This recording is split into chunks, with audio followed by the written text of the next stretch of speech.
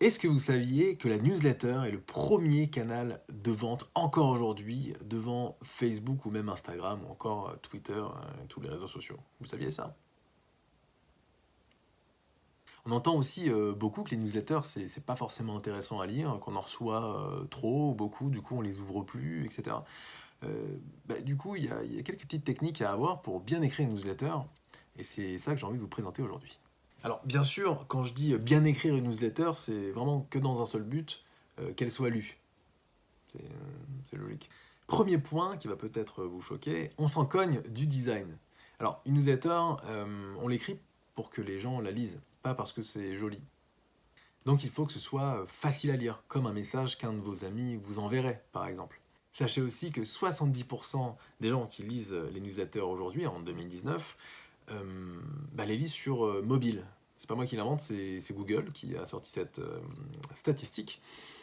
Du coup, sur mobile, le problème, quand on passe du temps à faire un design, je sais pas, avec son développeur par exemple, très souvent, ça donne pas grand-chose sur mobile. Ou alors, si on pense mobile, ça prend énormément de temps, encore une fois avec son développeur, pour avoir un design qui est bien responsive sur mobile. Du coup, vaut mieux vraiment ne pas passer énormément de temps sur le design, mais plus sur est-ce que mon message est facilement lisible et est-ce que mon message est clair. Ce qui nous amène au deuxième point.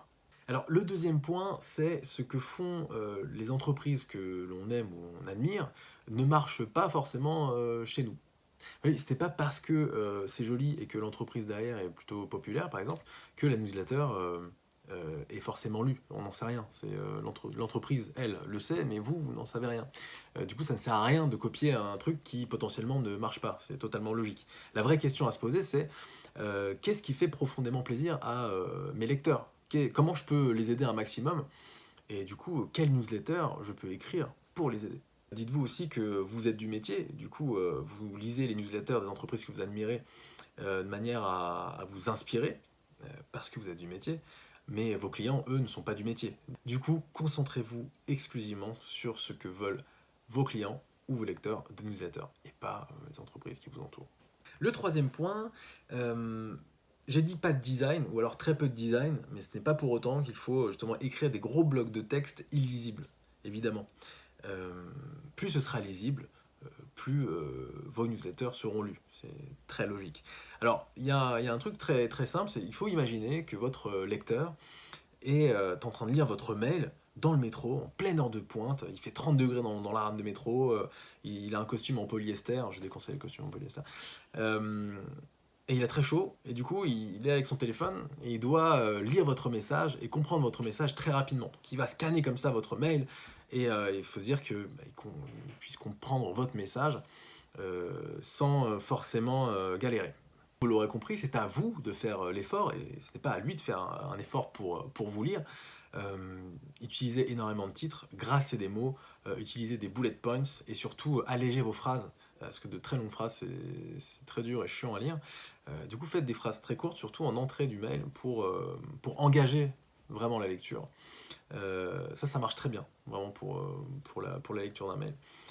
Donc je récapitule, des phrases courtes, grassées et utiliser des titres. Et puis j'oubliais aussi les bullet points, ça marche très très bien. Quatrième point, quand je parlais tout à l'heure justement d'écrire des choses qui intéressent vos lecteurs, euh, il ne faut surtout pas être auto-centré. Lorsqu'on écrit un message auto-centré, ça n'intéresse pas souvent. C'est comme quand on discute avec un ami, par exemple. On n'a pas envie que notre ami parle que de lui. C'est pas forcément intéressant. On va pas retenir une conversation parce qu'un ami n'a fait que parler de lui. On va retenir une conversation parce que notre ami a été à l'écoute et du coup on a pu se livrer et on va dire qu'on a passé un bon moment. On n'a pas forcément envie d'avoir des nouvelles d'une entreprise lambda qui traîne dans notre boîte mail comme ça, notre nouvelle collection, notre nouvelle collaboration, ou alors voici les photos de notre team building, on s'en fout de ça. Donc dites-vous plutôt qu'est-ce qui pourrait intéresser mon lecteur, comment je peux lui venir en aide encore une fois, et comment mon produit par exemple pourrait lui être utile. Alors, si vous voulez un bon exercice pour savoir si vous êtes auto-centré ou non, regardez vos mails et regardez combien de fois vous dites nous ou je. Et s'il y en a trop, remplacez-les par vous. Essayez de prendre exemple sur, par exemple, Apple qui, dans leur page de vente, pardon, utilise beaucoup le mot vous et parle directement à son audience et ne parle jamais d'eux et de leurs produits. Ils parlent toujours de la projection que leur produit peut avoir dans les mains du lecteur. C'est hyper intéressant. Cinquième point, 2 tiers de vos mails ne doivent rien vendre. Alors je m'explique. Très souvent, on envoie des mails, enfin des newsletters à nos lecteurs parce qu'on a besoin de vendre quelque chose. Même quand on fait une publicité Facebook, par exemple, on va pousser une publicité Facebook parce qu'on a besoin de vendre quelque chose. On va dire que c'est assez logique. Oui, mais non. On va dire qu'à la place du lecteur, on se dit, mais l'entreprise a juste envie de me vendre plein de trucs. Moi, je ne suis pas un pigeon. En tout cas, il peut se dire ça. Voilà. Donc, 2 tiers de vos mails ne doivent rien vendre. Je prends un exemple dans la vie courante. Imaginez que vous êtes adolescent et que vous allez voir votre grand-mère tous les mercredis, qui habite à 2 pas de chez vous, et que chaque mercredi, vous pouvez lui demander de l'argent de poche. Vous avez le droit de lui demander de l'argent de poche. Et puis évidemment, c'est votre grand-mère, du coup, elle vous donne de l'argent de poche. Euh, Imaginez que 2 mercredis sur 3, vous ne lui demandez pas d'argent de poche, et que vous allez la voir parce que c'est votre grand-mère, et parce que vous l'aimez, et parce que vous avez de l'intérêt à justement aller voir votre grand-mère. Elle sera beaucoup plus contente de vous accueillir, plutôt que de se dire, mais j'ai l'impression qu'il vient que pour avoir son argent de poche, c'est un peu dommage. Et la seule différence entre votre grand-mère et votre client, c'est que l'amour de votre grand-mère est inconditionnel, pas celui de votre client ou de lecteur. Donc il faut faire bien plus attention. Sixième et dernier point, écrivez d'amis à amis, et pas d'entreprise à client. Je ne parle pas du ton ici, vous pouvez avoir un ton très formel, hein, ça ne change strictement rien. Mais le fait de parler d'entreprise à client casse un peu la relation que vous pouvez avoir.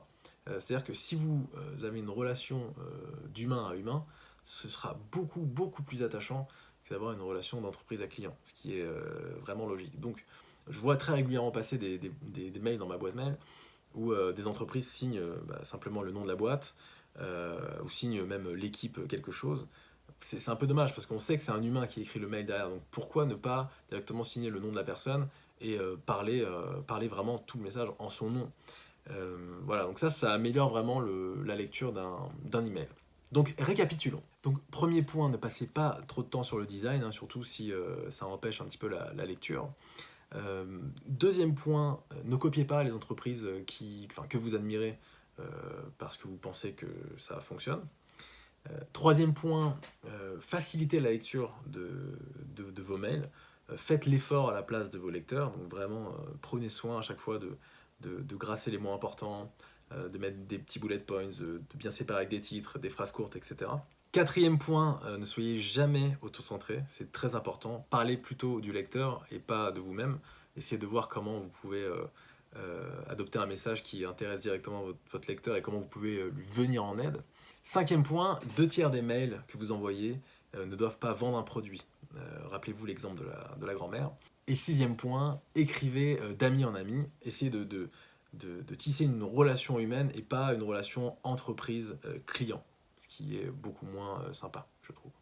Voilà, si vous voulez aller plus loin et savoir comment faire décoller votre e-commerce, on a monté avec Robin un processus en 12 étapes qui pourra vous aider. Vous avez juste à taper Alliance par conversation tout attaché sur Google et vous allez nous trouver.